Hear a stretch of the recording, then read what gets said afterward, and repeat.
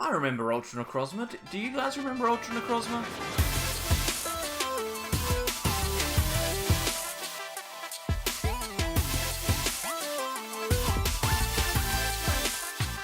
Welcome back everyone to more from the Sableyes. I'm Mitch, and today we're going to be taking a look at an Ultra Necrozma list for the Rebel Clash format. We're going to be playing Malamar. I don't know why we're doing it. Obviously Dragapult is floating around, so it is going to be potentially a bit of a rough matchup, but I think we've got enough answers to it. We'll see how this particular list goes. But hey, before we get into it, if you haven't already, please consider subscribing. It's free, only takes a second, and you can always unsubscribe if you'd like, as well as giving this video a like down below. That would be great to help more people see the content. But hey, we'll jump into the list and see exactly how this one's supposed to work. So, Ultra Necrozma, a very old card now. This card's been out for multiple formats, multiple years. Ultra Necrozma, I remember playing at like Melbourne Regionals in 2018 or 2019. I can't remember when it was. It was a long time ago. And this is our last chance that we're going to get to play it. I'm very excited to see how it works. Obviously, Photon Geyser is a very strong attack. For a Metal and a Psychic, does 20 damage plus 80 for every Psychic energy that we discard from this Pokemon. So we discard all of our Psychic energy and do 80 damage for every energy that we discard. So that's going to reasonably do 180. We could potentially get it up to 260, and depending on how many Malamars we get into play, we can even get this into some very high damage caps, which would be very exciting. We also have Sky Scorching Light GX, which used to be a really powerful GX attack, that Metal and Psychic energy. When there's a total of 6 prizes remaining between both players, then this will do 6 damage counters to every single Pokemon in play. Now, this used to be really strong back in a format where things like Zorua and that kind of stuff were floating around, but not so much anymore. What we'll do is we'll probably avoid using this GX and instead use the GX attack from Gengar Mimikyu. Gengar Mimikyu's Aura House can potentially give us an opportunity to set up our board whilst our opponent flounders for a little bit. If we attack with 1 energy, then our opponent cannot play cards from their hand next turn, and if we attack for 2, then not only will that happen, but both players will also draw 7. So Gengar Mimikyu, pretty solid GX attack. This is probably going to be the way forward in this deck from now on. Poltergeist is also a pretty solid option for an attack as well. So hopefully we can get that one off. But from here, it's a pretty standard looking Malamar list. This is the last chance Malamar's going to get. It's from Forbidden Light, so it's on its way out now. Psychic Recharge has only about 3 or 4 weeks left. And it has well and truly disappeared from the format. It used to be such a ubiquitous card, everyone would play with it, but not so much anymore. Psychic Recharge, really powerful, gives us access to those energies that are in the discard pile, and then we can combine that with the classic Distortion Door Giratina. Ironically, not the Giratina that people are playing so much anymore, but this Distortion Door Giratina is a recyclable attacker that has recyclable energy. For a single prize, you cannot ask for any more than that. It is still probably one of the most efficient attackers in the game. For 2 Psychic and a Colorless does 130, and we put 4 damage counters onto our Pokemon. Probably our active most of the time. We've also got 3 Jirachi in the list. No Dedenne, which is a big deal. We want to try and keep this as a 1 prize attacking deck if we can. Putting Dedennes down, playing Malamar is usually not a good idea. And we also have Mimikyu with Filch. We can use Copycat as well for a Psychic and a Colorless to try and copy our opponent's attack, whether we're playing against ADP Zacian. We could do 230, which would be a pretty solid number. We could maybe do 150 or so with a Picarom's Full Blitz, or even try and get our own Dragapult attack if we are playing against that particular deck. But if we are, we're probably in trouble. We've got Sky Pillars in here, which is inspired by, obviously, Andrew Mahone's list, who he put his out a few weeks ago, I think. I can't remember exactly when, but Sky Pillar could give us a chance against Dragapult. It just means that we're not necessarily going to be able to place damage counters with things like Sky Scorch, so we might need to look out for that. The rest of the list, pretty consistent. We've got ourselves 3 Gusts in Great Catcher and 2 Boss's Orders. Then we've got 4 Research and 4 Cynthia for our draw support. We've got no Disruption in this list, so we're not going to be able to reduce our opponent's hand size at all. We've gone for the 4 Cynthia over 4 Marnie, because when you're playing Malamar, you want to draw as many cards as you can, and Cynthia is going to do that for us. We've also got 4 Acrobike to help us accelerate our win condition, and a couple of escape boards to attach to our 3 Jirachi. We've also got our energy line here, 3 metal and 8 psychic. Metal obviously powers up our photon geyser, but it's not a dead attachment. We can always attach it to our Giratina or our Mimikyu to try and get those attacks off, but obviously we do want to have those psychic energy in the discard pile so that Malamar can chuck them onto our attackers. Alright, so Ultra Necrozma could potentially be a solid play. If you're expecting things that aren't Dragapult, then it's actually really, really strong. What we'll do is we'll jump onto the ladder, and we'll see if we can't get ourselves a game with it. As we come into the game again, if you haven't already, please consider liking the video so that more people can see it. We'd love to share it around. We've got the coin flip here, so we'd like to go first, preferably. Unfortunately, we've lost, which does suck for a single prize attacking deck like Malamar. It means that on our first turn, we're unlikely to be doing too much, unless we start with something like Gengar Mimikyu, which would be a pretty solid start. And, oh, talking of solid starts, there it is. So we'll chuck that up in the active. We've got a Psychic Energy as well, so we could potentially be in for a horror house here. Our opponent has the Pikarom deck box and some cards that are from Pikarom, so I'm expecting to see it here. And I actually don't mind this matchup. It does suck that we've had to start the Gengar Mimikyu, because if we were playing against Pikarom with just Malamar, I'd feel really, really confident right now, because single prize attacking decks like this do reasonably well against these big tag teams, but the fact that the Gengar Mimikyu is down means that we could potentially be in a bit of trouble. We might potentially need to win a little bit quicker than we normally would. But we've got ourselves a game now, so we'll see how we go. Our opponent is still selecting their Pokemon here, so we just need to wait a little bit longer, but that's okay, and they will start, of course. But let's have a look at our hand. We've got an extra card from the mulligan. We've got a Giratina, which is pretty solid. That's a free discard with our Quick Ball. We'll probably use that to find ourselves a Inkay, or maybe even a Jirachi. It depends on how we go. We'll attach to the Gengar and then Acro Bike. That seems like the best way to go.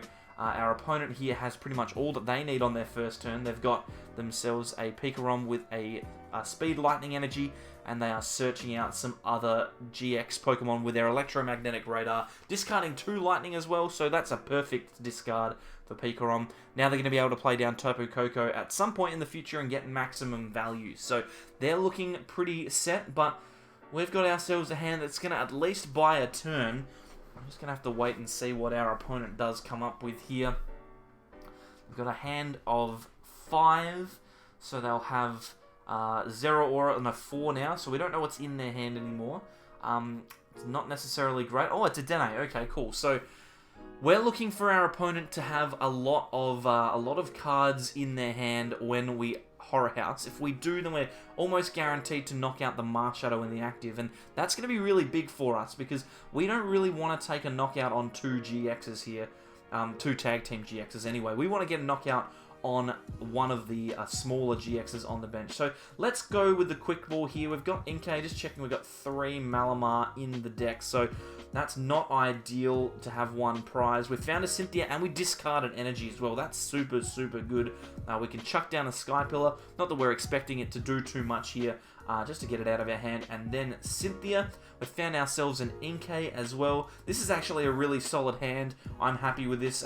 We'll just Horror House here, I reckon. No need to play the Acro Bike now. We've given ourselves 2 Malamar for next turn, and we've obviously got that Giratina in the discard pile. So we are living the dream at the moment. This is a very, very strong start for us, and our opponent isn't going to be able to do anything this turn because of our Horror House. So as long as we can find either another Psychic Energy or a Switch, we'll be taking a knockout on the Marshadow this turn, and then hopefully we can go on to win the game from there. We'll see how we go. We obviously have a lot of variables to move past.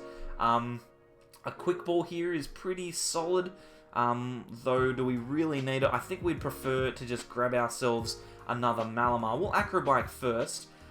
Quick Ball is solid again. We can get 2 energy in the bin, so now we have access to our Giratina. What we'll do is we'll discard one of these Quick Balls, grab ourselves another Malamar, and then I think, do we Quick Ball away the Metal Energy, or do we just Cynthia? I think we just Cynthia. We want to save the metal for later. We don't want to burn too many of them too quickly. We have Mist Energy here for our attack on Gengar Mimikyu. We'll Acro Bike, We're going to have to go with this energy here. It sucks to put the other Malamar in the bin, but I guess it's okay. We can go for it here. We'll play down the Jirachi just in case we get knocked out, and then Poltergeist. Hopefully we get 2 trainers. Yes, we do. There's 4 there, so we'll be doing a big old 200 damage to this Marshadow. Take our first prize, and we're in a pretty solid position. That Escape Board on the Jirachi next turn is going to be really, really big. It will be unfortunate, though, to lose this Gengar Mimikyu. Hopefully, our opponent just attaches and does a full blitz. If they do that, then I feel like we're in a pretty solid position. Though, I'm not super convinced at the moment. They've got a massive hand, obviously. We know they've got Electro Power in there already, so they could Volkner for an Electro Power and then just go for the GX attack. That would take 3 prizes. That would be super unfortunate. Maybe that's what they're going for here. They've gone for the first Electro Power and the Volkner, although they need this Stadium this turn, so maybe a Stadium Nav could be coming out. They don't necessarily have themselves a knockout straight away. They are going for the Stadium Nav, so there's a 75% chance here that they get themselves a Stadium. So 1 in 4 times we don't get hit this turn, which is huge news for us.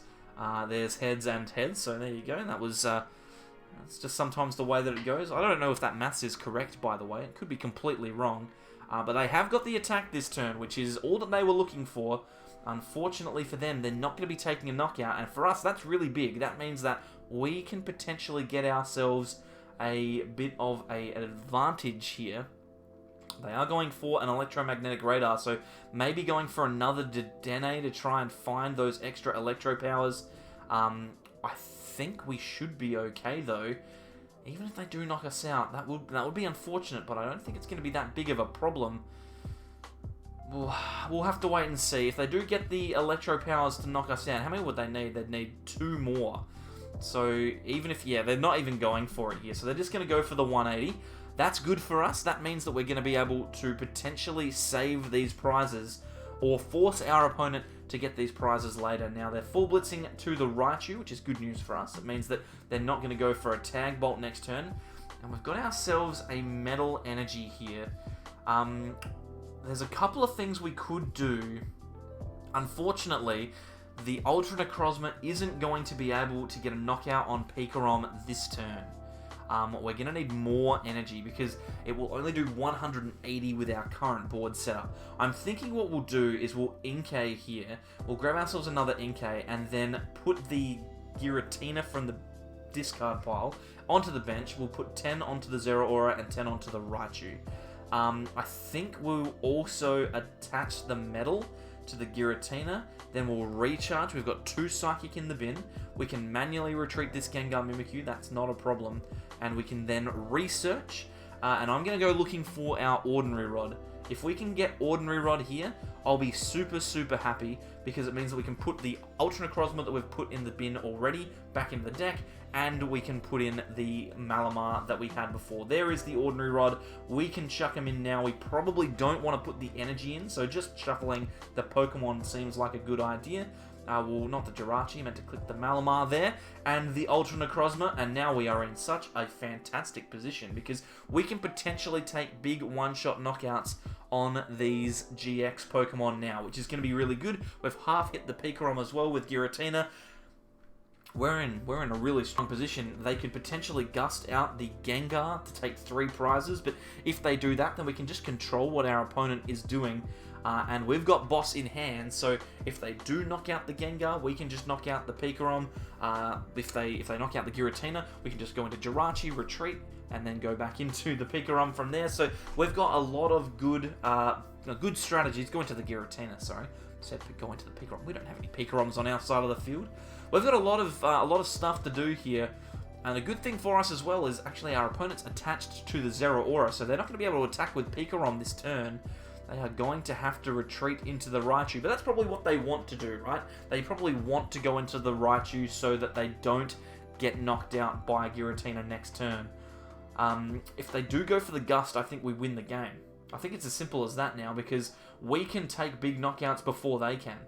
So if they gust out this Gengar Mimikyu, then we just go into the Jirachi. We've got the Giratina. No matter what they knock us out with, we can just gust up the Pikarom from there.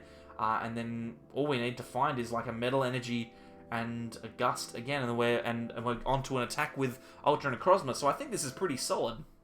Just depends what our opponent does here. They haven't supported yet, so if they Marnie, that'll completely toss away our solid plans. But at the moment, everything's looking pretty solid. There's not a lot of movement on our opponent's side of the field, which means that they're probably struggling to come up with an idea. They're going for Quick Ball, so they might just be throwing some kind of thinning cards here. They are getting rid of Energy Switch, so they're not expecting to attack with Pikarom, which is fair enough. I wouldn't be wanting to attack with it either. They must be committing. They're committing to the Raichu here. Whether they attach to a Boltund or something like that is another question. Well, you have to ask, if they did commit to retreating, then why they didn't Energy Switch that energy from the Pikarom. That's okay. They've gone for the Tandem Shock into the active here. So this is going to make it a little bit harder because we need to find an extra energy. So hopefully we can top deck into one here. That would be fantastic. No. Okay, so we can either try and find... Oh, excellent. Okay, cool. Mysterious Treasure. I was about to say, we can either try and find ourselves an energy off of the Stellar Wish, or we can just Cynthia. But this is perfect, because we can grab our third Malamar.